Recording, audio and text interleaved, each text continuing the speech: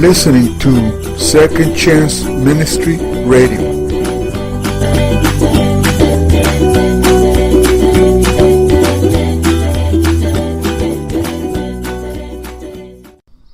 Against the Law is the title of the next lecture. Enjoy and God bless. Recently, I had the opportunity to teach a course to men who were studying for their Doctor of Ministry degree in the seminary. And in the opening day of that course, I sprang a pop quiz on them, which of course is the bane of every student in every classroom. I asked them in the opening moments of the class to take out a piece of paper and number from 1 to 10. And then I proceeded to give them one question. I said, please write down on this paper the 10 Commandments in order. And after sufficient time had elapsed, we had them check their papers. Mercifully, I didn't collect them and asked them simply to grade themselves, and discovered that 20% of these pastors who were working on their doctor's degree in ministry were able to get all of the 10 Commandments in order. 80% were not able to do it. And about 50% of them were able to name all 10, but were not able to do it in order. Now, you may want to take that same test right now, unless you're driving down the thruway somewhere. At least in your own mind, see if you can think through the 10 Commandments and give them in order, or at least be able to name them all. I've done this frequently at conferences with large groups and found out that less than 10% of the people that I've asked this to in large groups were able to name all 10, not to mention in order, but just to name all 10 of the 10 Commandments. That means that in my little universe, 90% of the people I've asked this question are not able to give the 10 Commandments in their entirety. And I found that somewhat striking, indeed astonishing. And I've asked this question, what does that signify? Some may say, well, it just simply means that we're not very good at memorizing, or that we've moved away from learning by way of rote memory, and we have a basic idea of what the law commands, but just because we can't name all 10 of them should be no major concern to us. But when we understand the central significance of the 10 Commandments to the Old Testament, and the 10 Commandments to the New Testament Christian life, it is an amazing thing that even leaders within the Christian world cannot name these basic, foundational, elementary commandments of God. And I think that what it reflects, partly at least, is something of the climate in which the church is functioning at the end of the 20th century. Historians and analysts have suggested that we are living in perhaps the most antinomian era in the history of the church. Now, that's a fancy word, antinomian. I think we all know what anti means, against. And nomian comes from the Greek word nomos, which means law. And so antinomianism is that theory within theology that the law of God, at least the Old Testament law, is in no way binding or relevant to the Christian life. We read frequently in the New Testament passages such as the Apostle Paul writes that we are no longer under law, but we are under grace. And that is routinely taken to mean that we are no longer responsible in any way to conform to the law of the Old Testament, because the Old Testament law was only relevant to people in Israel in the theocratic system of that day, and all of that was done away with the entrance of Christ and the beginning of the New Covenant and the establishment of the Christian church. John tells us that the law came through Moses, grace and truth came through Jesus Christ, and in that contrast we see that we're no longer under the law. meaning the law has no binding significance or influence upon us. I remember last year I was engaged in some theological debate with one branch of Christendom, and I mentioned that this particular school of thought was characteristically antinomian in its theology, and one of the leading scholars from that branch wrote me a lengthy letter in which he protested my charge of antinomianism against his group, and he said to me, "We are not antinomian because we believe that every Christian is responsible to obey the commandments of Christ that are found in the New Testament. We simply believe that the Old Testament law has no bearing or relevance to the New Testament Christian." And I responded to him by saying, historically, the term antinomian, as it has been used throughout church history, refers precisely to the statement that he has just made, and that he just gave the classic definition of antinomianism by saying that the Old Testament law has no relevance to the New Testament Christian.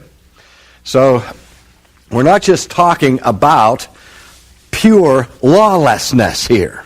Again, there are many people who believe that the New Testament has its set of commandments, and that obviously as Christians we are obligated to obey the rule of Jesus Christ and the law that he gives to his people.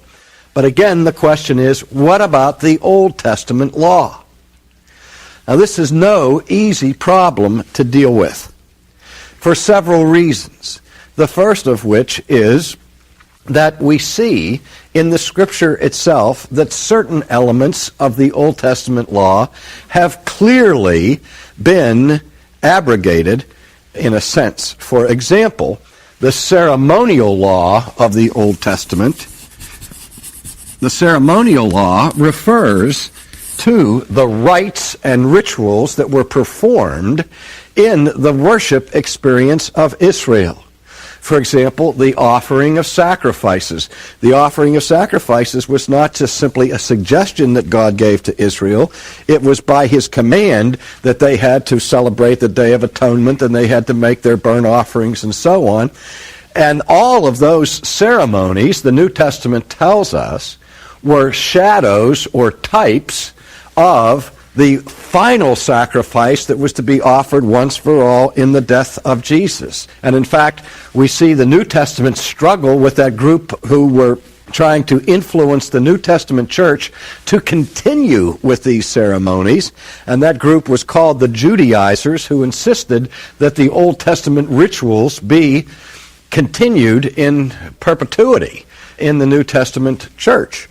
And of course, that view was hotly contested and fiercely resisted by the Apostle Paul in his letter to the Galatians, as well as by the author of Hebrews. And the thinking was this, that after Christ has offered the perfect sacrifice once and for all, if we reverted back to the types and the shadows, we would in effect be denying the fullness of light that has come and the total fulfillment of all of this ceremony in the perfect sacrifice of Christ that is made once for all. And so historically, the Christian church, in terms of her orthodoxy, has made it clear that we are not to continue these cultic ceremonial practices of rite and ritual from the Old Testament. Also, we find a segment of the law in the Old Testament called the dietary laws, which we remember God gave to Israel, and he prescribed what foods they were allowed to eat and what foods were considered unclean. They were not allowed to eat pork, for example. And we know that in the New Testament, when the New Testament church expanded to include Gentiles who followed a different rule of diet, the question became a hot issue in Jerusalem. And the first ecumenical council of the church was the Council of Jerusalem that's recorded in Acts 15, where this question of diet was brought up. And Peter had had the vision whereby Christ had told him not to declare unclean things that he has now made clean. And the list of prohibited foods was greatly reduced by the Council of Jerusalem. We were not allowed to eat blood and so on, but for the most part, the restrictions of diet that were established in the Old Testament were now lifted in the economy of the New Testament situation. So we see two ways in which it seems to be plain that the laws of the Old Testament are seen as no longer absolutely binding upon the lives of Christians. Now, again, historically, the church made a distinction among these different types of law, the dietary laws, the ceremonial laws, and then looked at the third group, which was called the moral law of the Old Testament. Now, before we go any further with this, let me give a little caveat. Keep in mind that as helpful as this distinction may be, where you say there's the moral law and then there's the dietary, the ceremonial law, or the civil law of Israel, which is another question altogether, but we look at these distinctions, keep in mind that for the Jew in the Old Testament period, these distinctions would have been basically meaningless because all of the law was moral to the Old Testament Jew. That is, it was a moral issue to Daniel, to Shadrach, Meshach, and Abednego, whether or not they obeyed the dietary laws of God while they were in exile. It was a moral issue for Israel whether the people of Israel obeyed the ceremonial law. They saw these as moral mandates, of course. So that's a given, but we still understand why this distinction has been made. That the idea is that still there is a substantive stratum of law in the Old Testament that seems to continue into the life of the New Testament church. Now, one of the important texts that we find in the New Testament is found in the Sermon on the Mount, where Jesus makes this observation, "Think not," he said, "that I came to loose or to destroy the law, but to fulfill it." Now, in the same regard, the Apostle Paul, when he speaks in glorious terms of how we have been redeemed from the curse of the law and that we are no longer under the law, he's careful to warn us against jumping to the very conclusion that antinomians do, namely that we have disestablished the law and completely removed the law from any consideration to the life of the Christian. He says that the law is not a bad thing, that the law is holy, and that the law is to be established. And the whole tenor of the apostolic writing of the New Testament, in James, for example, when he talks about the royal law of obedience, in the teachings of Jesus himself, where many of the Old Testament laws are reiterated for the benefit of the Christian church, we see that the substantive content of the moral law of the Old Testament still has a vitally important place in the New Testament community. But again, the question is, what is that place? Now, this was a question during the Reformation period, and one of the most significant and important contributions to the Reformation that was made by John Calvin in his Institutes of the Christian Religion was his exposition of what he called the threefold use of the law. The threefold use of the law. In other words, what Calvin was saying is that there are three distinct ways in which the Old Testament law is very useful to the New Testament Christian. Three distinct ways.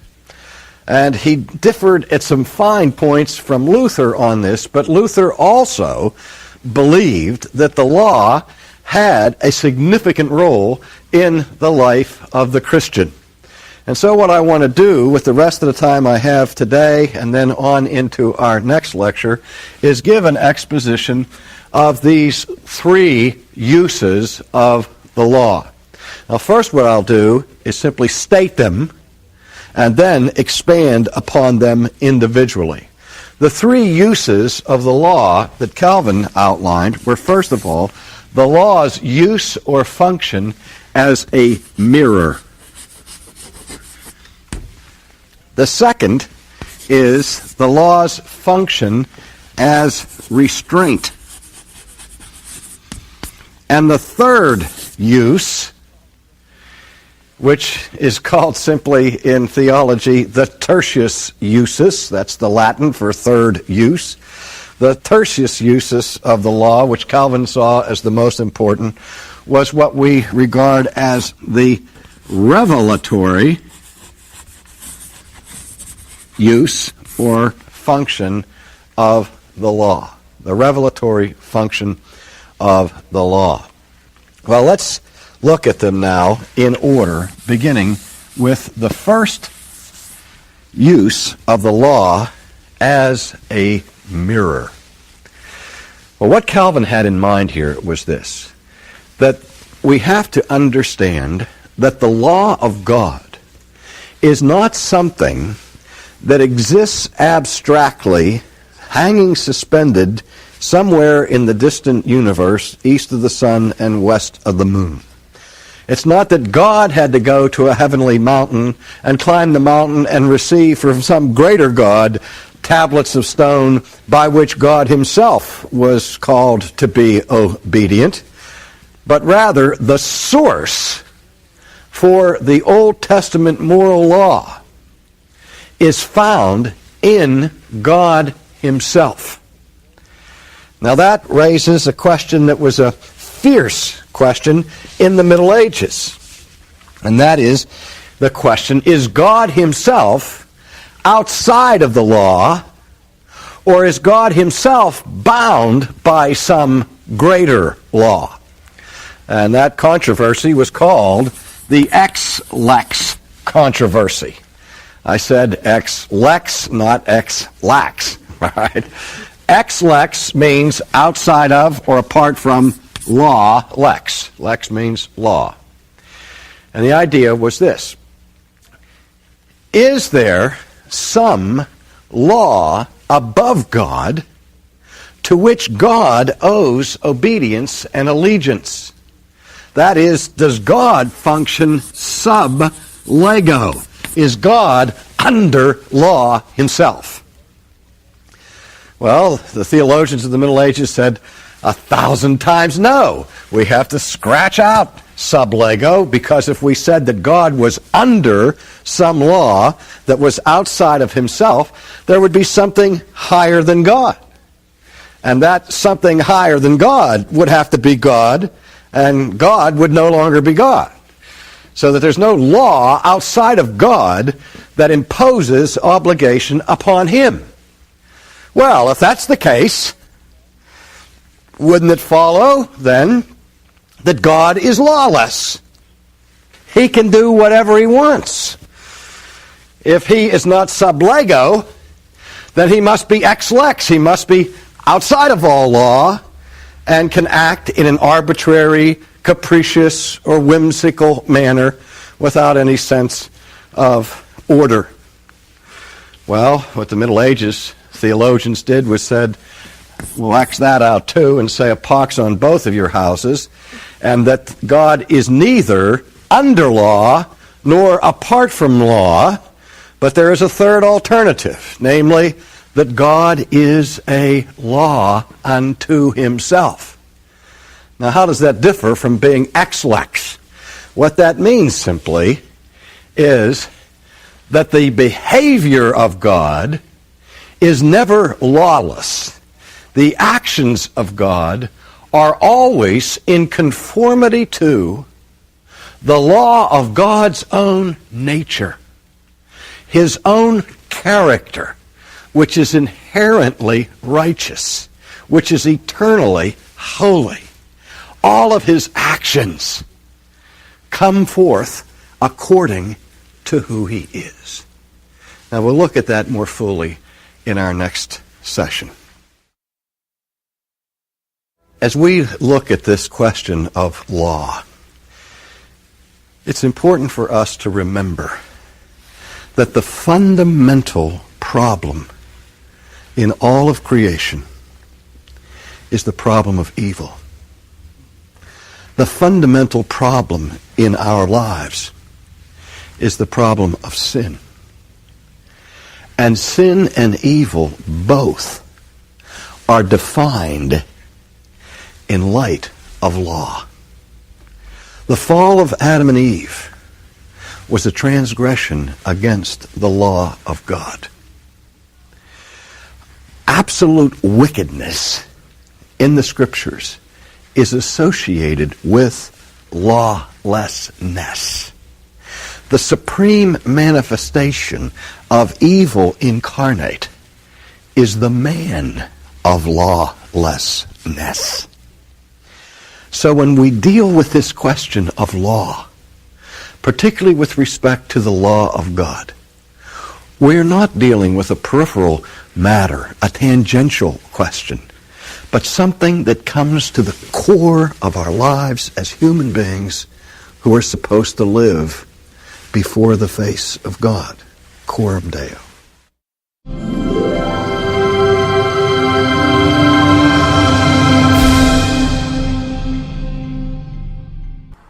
You are listening to Second Chance Ministry Radio.